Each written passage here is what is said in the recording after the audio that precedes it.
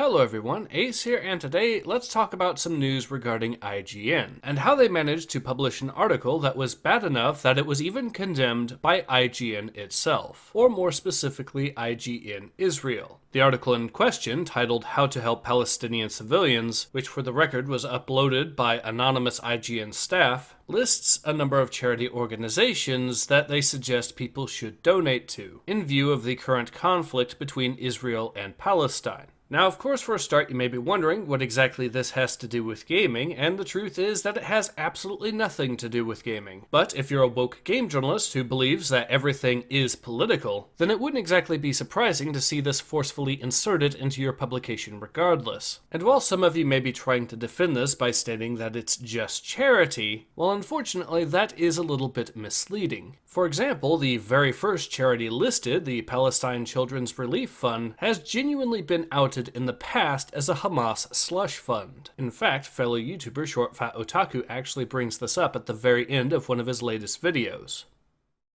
You know what? While I was editing this video, Vosh announced this.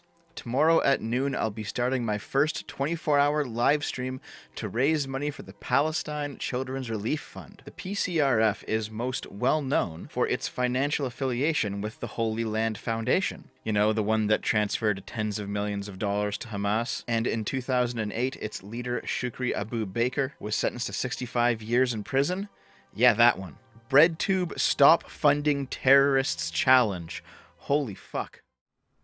So with all of this in mind, it's not exactly difficult to see why IGN Israel decided to not only respond, but also condemn and demand this particular article get taken down from their website, which it ultimately did. And in response, the main IGN account decided to tweet an apology as well, stating, and I quote, "By highlighting only one population, the post mistakenly left the impression that we were politically aligned with one side. That was not our intention, and we sincerely regret the error." Of course, no sane, rational individual would actually believe IGN's statement here, and I would argue that there are two reasons as to why. First of all, I need to remind everyone that IGN has been utterly infested by the absolute pestilence that is woke journalism these days. And one of the core tenets of the social justice ideology that these journalists follow is that everything is political, and also that you have to take a side on everything. Which leads me to the second reason, which is the content of the article itself. When the very first sentence of your article states that, and I quote, "Palestinian civilians are currently suffering in great numbers in Jerusalem, Gaza, and West Bank due to Israeli forces," then you are very clearly demonstrating a heavy pro-Palestine bias, which is only further demonstrated by things such as having the Palestinian flag being placed right next to the IGN logo, and also the fact that the very first charity listed is also infamous for being a slush fund for Hamas. So now that we've covered the basis of the story, allow me to give you my thoughts. Well, for a start, I would have to say that this particular situation is in fact another great example of the sort of problems that can occur when you believe that everything is political and that you have to take a side in everything. As this is an example of IGN staff highlighting and promoting a charity organization that has become infamous for actively funding terrorists.